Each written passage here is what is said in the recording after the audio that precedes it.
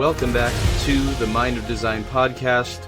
I am excited again to be here with you, and we're looking at some great things to discuss today, and wanted to just share with you a little bit here and just have you understand that we are your hub for unveiling the layers of design and innovation, and I am always here to sort of guide you through the process of everything and really bring to your sort of knowledge bank to understand the power of design, because design is so much more than just maybe graphic design, building design, dealing with CAD, etc., etc. It's much, much more than that. And I want to help you along the way. And we're on another insightful journey, of course, as always. We are recapping from last week. So last week we were discussing the value of investing in quality design. Today, we're going to shift our focus a little bit to the crucial matter of the hidden costs of cutting corners in design.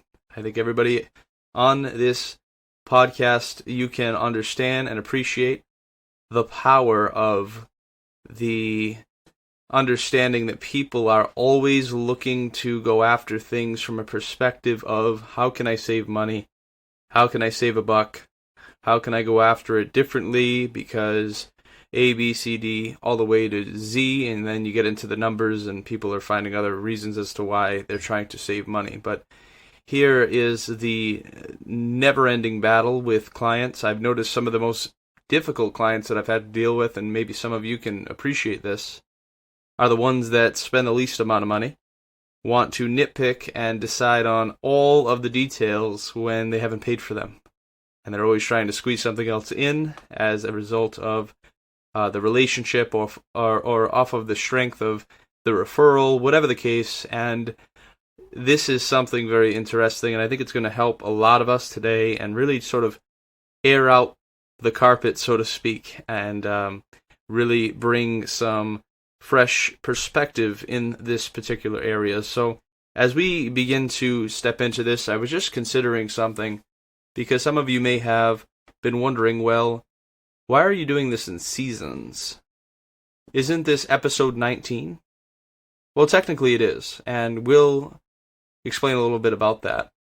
So the reason for the seasons, why we're doing season 1, season 2, 3, 4, etc., is so that we can sort of create this library of detail. So if I say, go back to episode 2 and listen to, go back to season 2 and listen to episode 5 of that season, that'll answer your question, then I have a point of reference. But if I say, episode 19, it might be a little bit more difficult, because you gotta sort of go through the list, because we're doing this for the long haul, so we want to make this as sort of user-friendly as possible. Beyond that, we want to really organize ourselves very well, because I understand the power of organization is really linked in habitual just decision-making, really. It all comes back down to habits, because really, let's think about it. We just had the holidays.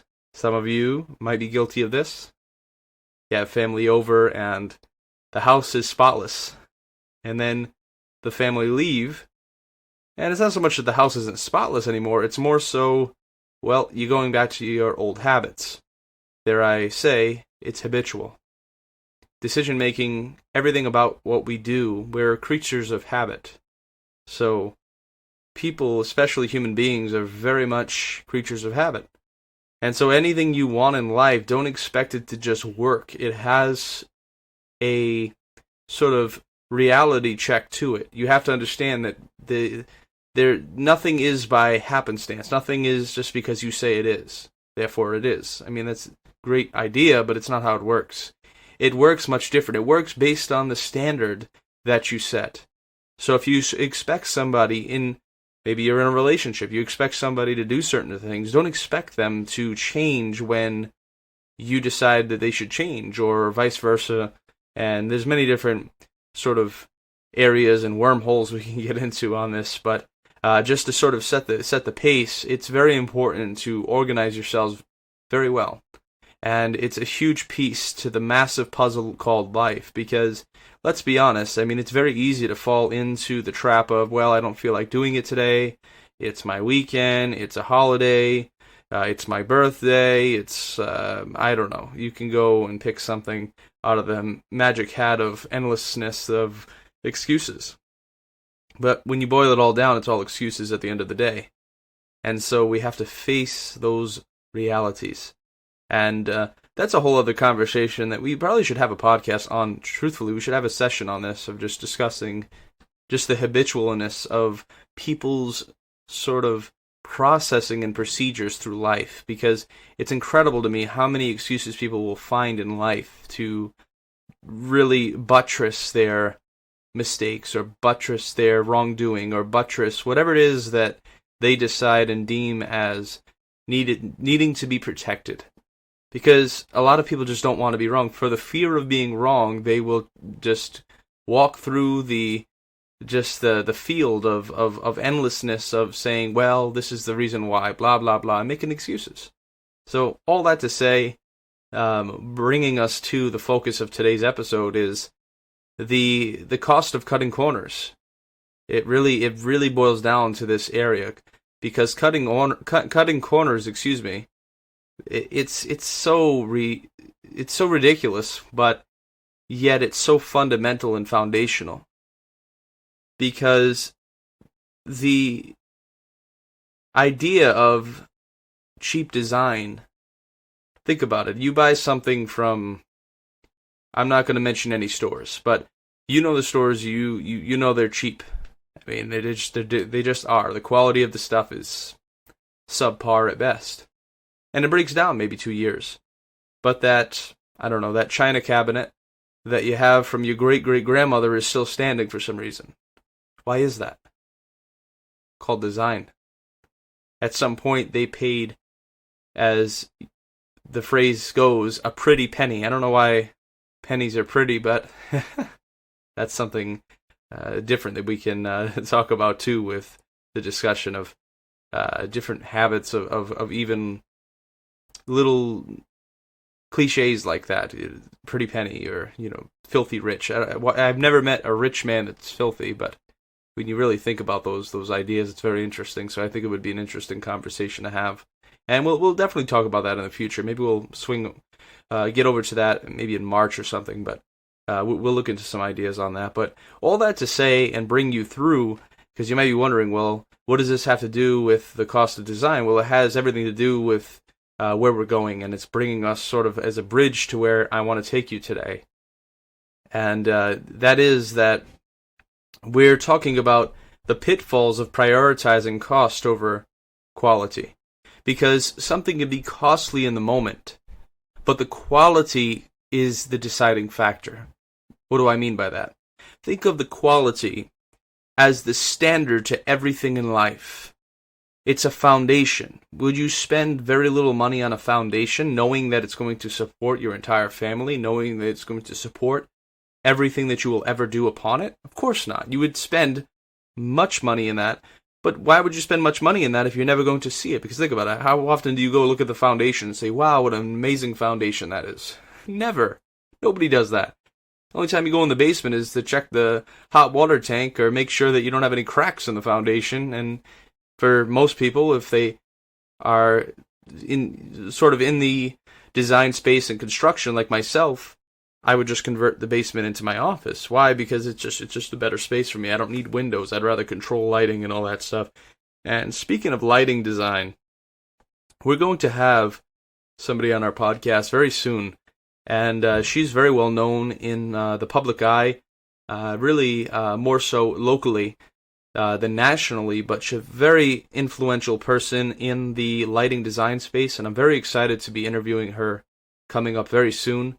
We're still scheduling all the details on that, so I'm not going to give her name as of yet, but soon and very soon we will have her as a discussion, because light design is very interesting, and it's something that I really I find joy in, because lighting, I mean, it does more than just cascade.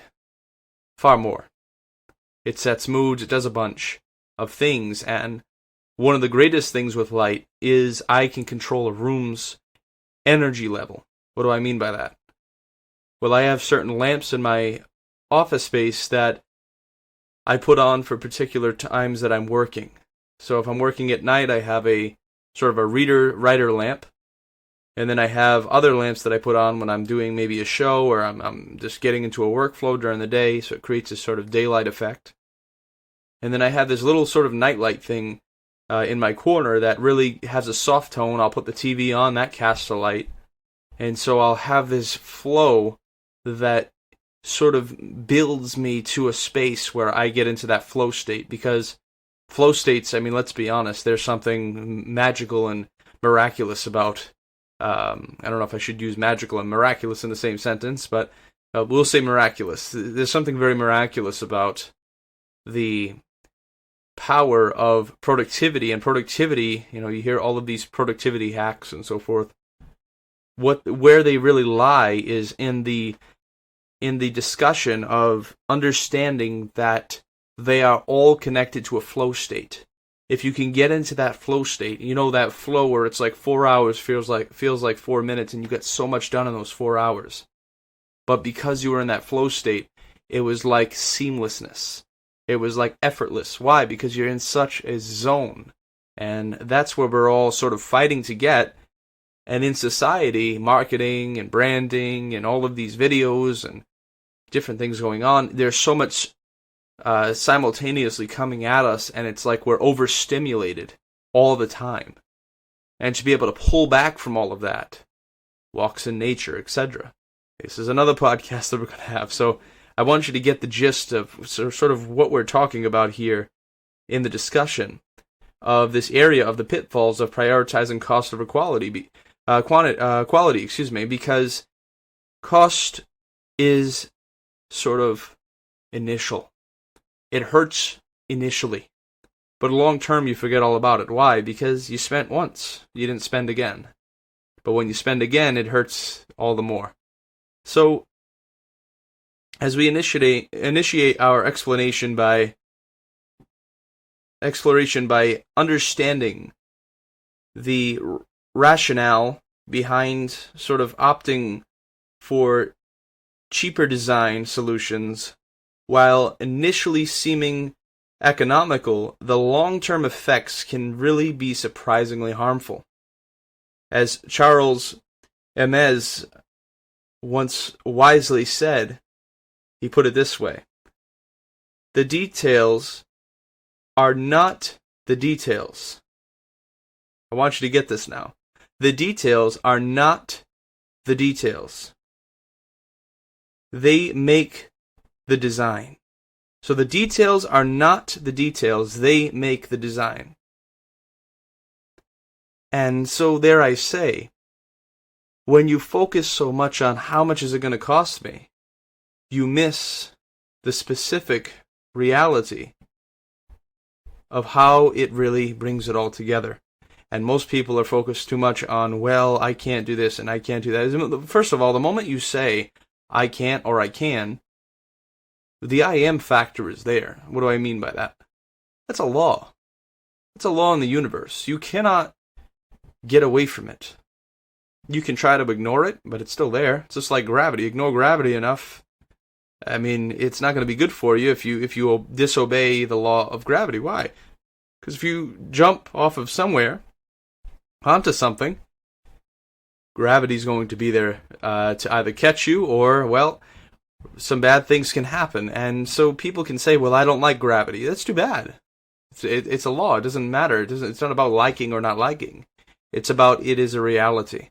And so case studies of design failures show some interesting, tangible examples. And there are some areas that I could recall personally that I've experienced with design failures where I had a client, actually fairly recent, last year, and we didn't end up getting the bid. I had explained to them, very clear. I said, listen, this is what it's going to cost. These are the reasons why. This is what you're looking for. This is what you're going to get within that price range. But I highly I do not recommend going in this direction. To which they did. They went with the other bid, and lo and behold, the problems that I said to them came true. And it was almost like reading a book. And they looked at me. They gave me a call and said, "Hey, so-and-so situation happened, and we're not really happy with the end result. And could you still honor the quote that you gave us?" I said, "Well, unfortunately, I cannot, because it's been way past the 30 days that I follow suit with the with the agreement that I have for that quote. But beyond that, because you went with this other person, now it's a totally different conversation, and we're looking at a totally different price point, because now I got to fix the situation that is now left behind by those people. Because of your choices, now you're paying almost double what I would have already charged." And of course, they weren't able to go with us, and rightfully so. I mean, that's how that works. So that's a perfect example, really, of how things can really fall into your lap as really not desirable results, because you are trying to save money, but you're not listening to the expert because of mistrust, because of maybe experiences in the past. And that's a whole other issue, because people live from the past so much that they cannot live to where they're going. They cannot really allow people to come into their world and really help them. Why? Because they don't trust anybody. And trust is huge. Trust is everything. Without trust, you can't have anything in life. So I'm really hoping that this can sort of guide you through the path of design and help you along in certain areas, because it's from the perspective of you as the provider of the service, as the designer. You are not there to convince anybody. You're there to provide a solution. You're there to solve a problem. You're there to create something wonderful. But something wonderful that's created doesn't come as a result of being cheap. It comes as a result of being what it costs. And that cost, whatever dollar amount figure that it has to it, is what it costs. It costs more to do it twice than it does to do it once. So I always tell people that, and their decision, of course, is their decision. And I'm not ice cream, so I'm not for everybody. So I'm not trying to please every one person that I come across. Why? Because I'll be living a very miserable life if I try to please every single person. Why? Because not everybody's going to be for you. They're not going to be for me, certainly. Why? Because sometimes people are just trying to cut corners, and they just really don't want to pay, and that's fine. But I'm not that person. So maybe give these people a call. That's what they do. That's fantastic. So the hidden cost of cheap design stretches beyond the obvious failures. We're talking about the erosion of brand reputation, customer trust, and potential legal challenges. As Paul Rand said, he noted this: design is the silent ambassador of your brand. So, as you look at these things, you really need to step back a little bit and just step into the world of where you're really coming from and the world you're stepping into. Why? Because there's two different worlds. Just like there's two different roads to walk on. One person's over here, the other person's over here. It doesn't mean one's wrong and one's right. It just means that you're on opposite sides of the spectrum. And just know that you're not going to appeal to everybody, and that's perfectly fine. I'm not saying one person is better than the other. It's just I'm not in that lane. If you want quality, if you want custom, if you want incredible architectural stuff, then I'm here for you. I'm all ears. I'm all ready. But if you're interested in just trying to save a buck here, save a buck there, maybe it's not the best fit for us. And that's perfectly okay. So, as we sort of bring this in here, next week we'll be seeking next week we're going to seek the equilibrium. It's the complex dance between the cost of quality and finding that elusive sweet spot in design. So, how do businesses achieve this balance without compromising integrity or innovation? You need to join us next week to explore the fascinating intersection between the two, because it's something that we want to help people in this area of design, because I believe that a lot of people will compromise in most cases to appease people's perspective, to appease the person that's just trying to make the most out of whatever they're trying to do. And that's fine. If you're trying to save a dollar here, save a dollar there, that's your business. But I'm just promising you that that's never the best way to go. Is anytime you're trying to save, it's going to cost you. One way or the other, it's going to cost you. And that's the reality of it. And as long as you understand the costs, you got to count the costs, know what it is. In some cases, I mean, that cheap piece of furniture that you only need for 6 months is fine. But if you're talking about the integrity of your space that you're building, and you're expecting X, Y, and Z to happen, but you're not willing to cover that bill, then it's not going to really work very well for you. So I hope that this has sort of shown some light on this area of what it means to cut the corners that are not meant to be cut. I mean, they're not meant to be cut. They're meant to be examined. When you can examine the corners that you think you should cut, you should then take a deep dive into the opportunities. It was Robert Kiyosaki. This just sort of came to mind because he has a really good following, and he has a really good model that he follows, the Rich Dad, Poor Dad. If those of you that don't know Robert Kiyosaki, he's just an incredible entrepreneur. I think he has over 15,000 properties plus now. I mean, real estate properties that he holds. So for those of you that don't know holding real estate, what that really looks like, he owns over 15,000 properties. His companies own them.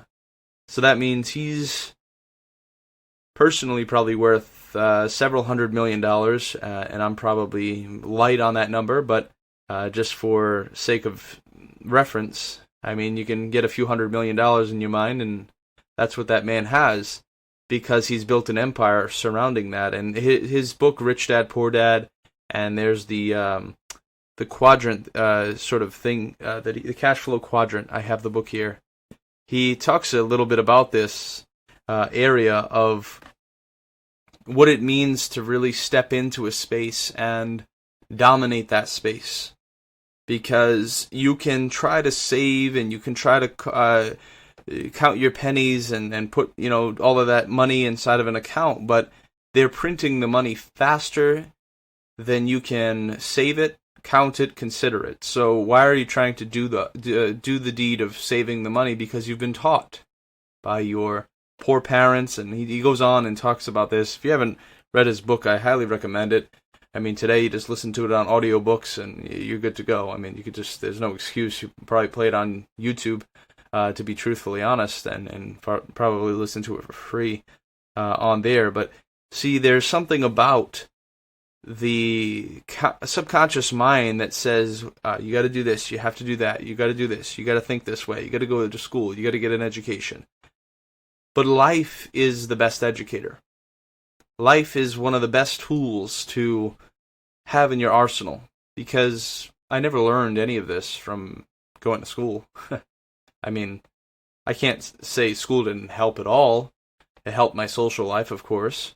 It helped open my mind to history, to science. I mean, I've learned some things, but a lot of my life has been lived in the real world of where life is, in the business world and all of that stuff. And you're not going to learn it in school. You're going to learn it off the campus and in the actual space where you are looking to dominate. So, and this is the conclusion here. As we're wrapping this up, I want to thank you, as always, for joining me for another episode of this area that we're discussing in this space of the mind of design, what it looks like, what it is, and what it's supposed to be.